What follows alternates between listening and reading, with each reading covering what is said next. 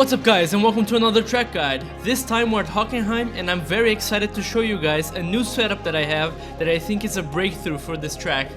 I hope you guys enjoyed this little intro edit and let's get into the lap.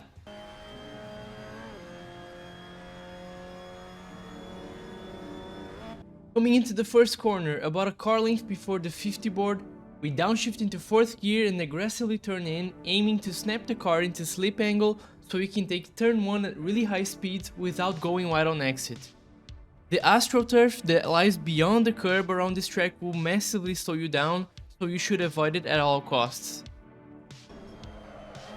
If you did everything correctly, you should be able to get really close to the bollard on the inside at full throttle without invalidating the lap.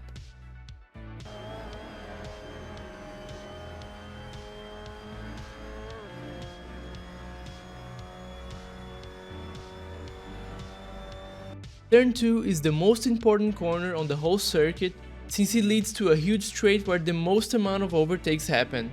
With that said, our priority around this corner should be to maximize exit speed.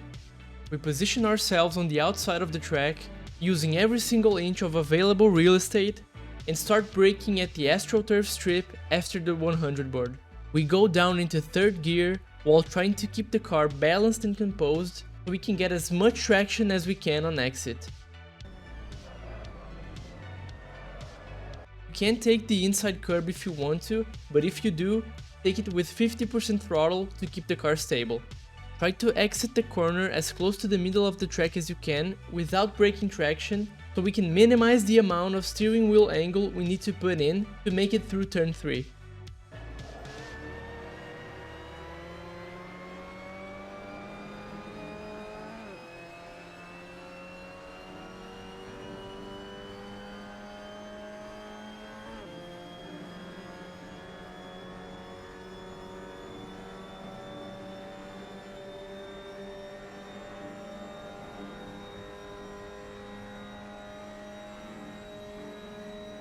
For the hairpin, we brake exactly parallel to the 100 board and downshift into 2nd gear using all available RPMs to maximize the engine braking.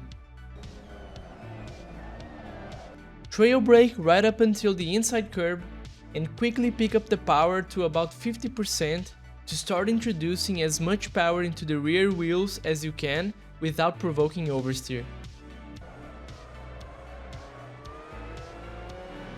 Keep in mind that going over the red stuff on the exit will invalidate your lap.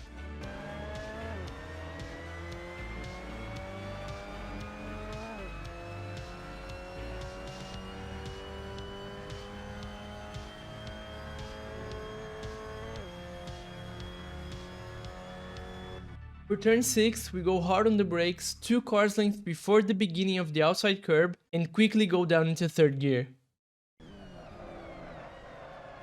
You can take the inside curb without major problems, but for the optimal lap, avoid the curb to get a better exit line and superior traction for the next section. Be careful during reacceleration, because it's the first time we are properly cornering to the left side so far this lap, and our right side tires are super cold, sometimes even under 60 degrees Celsius, just like in this lap you are watching.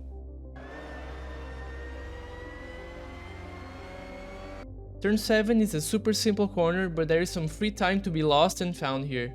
Open up for the corner right up until the curb on the left and smoothly start turning right. Upshift into 4th gear before you get to the curb on the inside and go around the corner using as little steering wheel input as you can.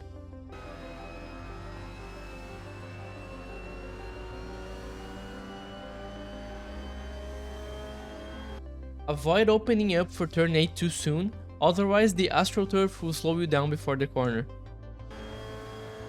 The wall on the left will be our reference point for turn in. Exactly where the wall protrudes out the most, we will start turning in at 100% throttle. Let off the gas before the yellow line and let the car coast right up until the inside curb, where we will then pick the power back up and look to not go beyond the curb on exit.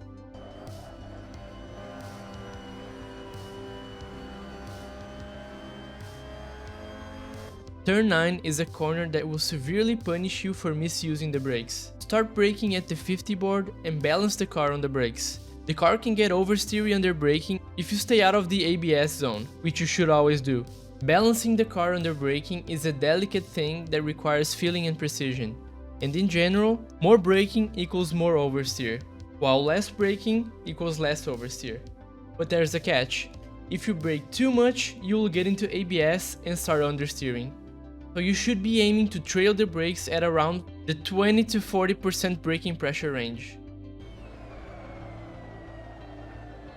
Apex the corner about halfway through it and aggressively pick up the power. Just be careful on exit because the car can get oversteery as we transition from camber to flat.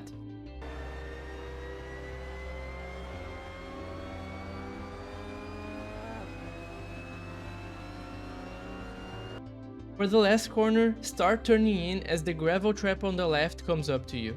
After turning in, downshift into third and let the car coast until the first apex, where you will start picking up the power and try to find the grip to make it through the corner without lifting or losing traction.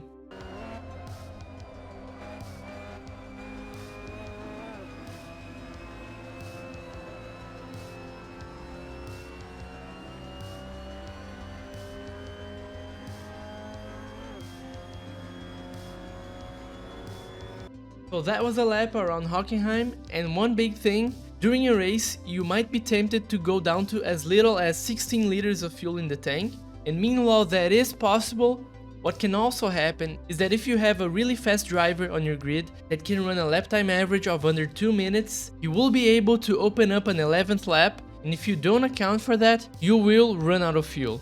So just stick to 18 liters to be safe. And other than that, make sure you join my community because I'm very proud of this week's setup and I really think it's going to give you a breakthrough in your driving at this particular track.